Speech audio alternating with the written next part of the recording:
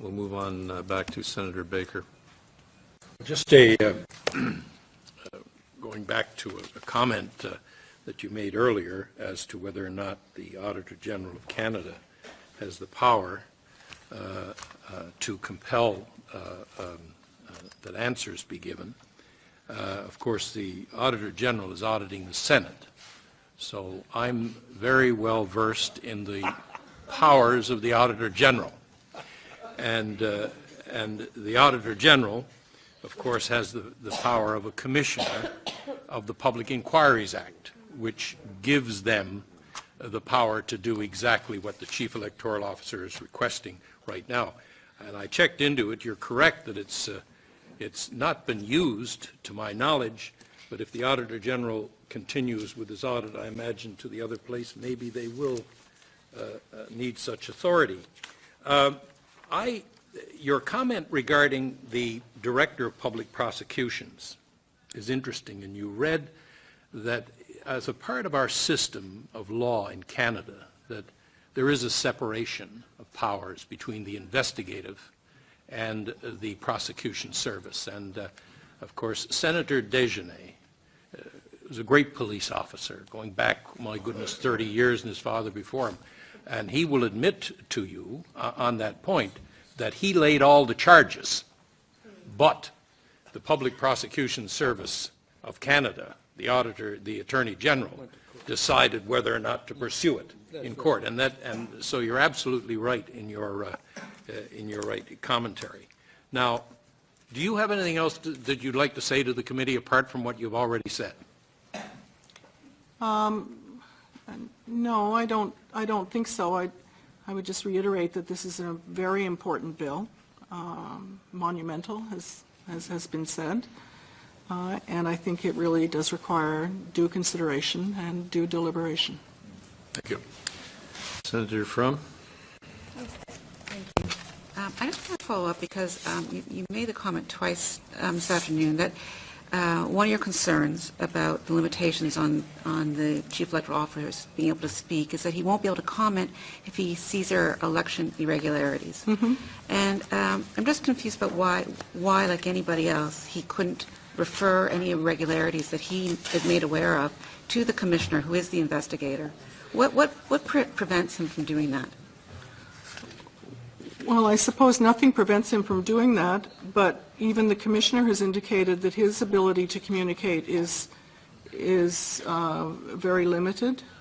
He can, and any reports he gives actually goes through the Public Prosecution Service. So that's maybe something to review with the commissioner. But I would think that in an election, time is of the essence, and if you have to start referring to somebody else I mean, I just would think it would be very long. But it is the role. The commissioner is the investigator. The Chief Electoral Officer is not in charge of investigations, correct?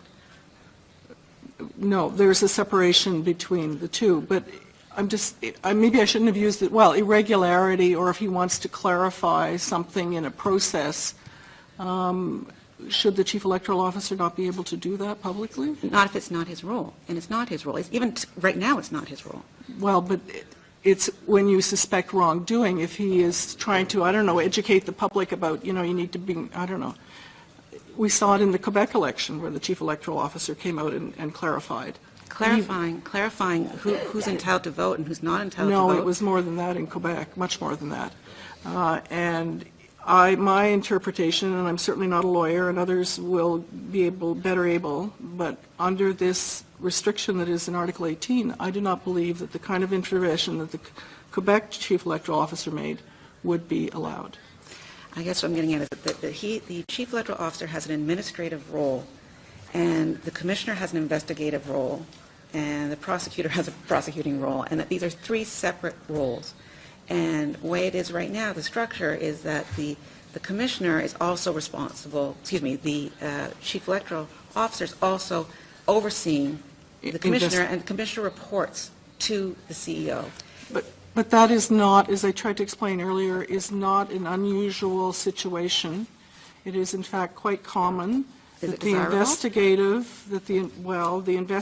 has to understand, and there has to be a common understanding of the regulations, and you see it in the Canada Revenue Agency, you see it in environmental, you see it in the Ontario Securities Commission, who actually goes even further into adjudication. So and as I said here, the Public Prosecution Service of Canada says that the separation of law enforcement from prosecution is a well-established principle. Okay, I'm going to have to jump in here. We're getting to the end of our time, and I have three senators who'd like to get last-minute questions on, and I'm asking them to make them very brief and the responses in comparable fashion, or I'm going to have to cut you off. We'll start with Senator Joyal. When the office of the Chief Electoral Officer was created, in fact, it was one of the first officer of Parliament. It was essentially because the political party in the House of Commons could not agree among themselves how to implement the legislation. And in order to solve the problem, they decided to create the officer. That's how the status of the officer of Parliament started. You know, what we cannot agree or where we are in conflict of interest, because each political party has its own interest to, of course, to defend and so on, they put it in the hands of an officer outside reach, which will have a term of office, a very long term of office, so another parliament could not punish him and so on. The problem with this bill is that the way I read it, I might be wrong, but the way I read it, there is a shift on the status of the independence of that officer that is diffused in the system, because it seems that we can't trust him anymore on some of the issues that up to now we have invested in him or vested in him. Am I right or wrong? Well, it is certainly my impression that some of the comments and allegations that have been made would imply that the Chief Electoral Officer is not objective and independent in performing his duties, and I find that very unfortunate and actually very troubling that an officer of Parliament is being treated that way. Senator Dagenet. Merci, Monsieur le Président. C'est peut-être... Thank you. This is more a comment, Madame Fraser. I'm very impressed by the fact that there are people with no address. Where I come from, we call those people with no papers. Even as people who are on welfare have to have an address. They have to make, there also people who would be in an old age home would have to have an address. You want to file income tax, you have to have an address. I would hope that these people who we call paperless, who have no addresses, would not be deprived of any type of access to what I've just outlined. They do have addresses, but increasingly the documentation that people receive today is received electronically. That is not admissible. It's quoted in the third paragraph where it says impede investigations. I see that. This is, I think this is something that the journalist wrote. I think it is really in relation to the ability of the commissioner to receive information from the Chief Electoral Officer. Right now, there are no provisions of exchange of information, and the commissioner, one would hope, would be able to have access to all of that documentation without having to go through a long, complicated process or to start all that investigation over again.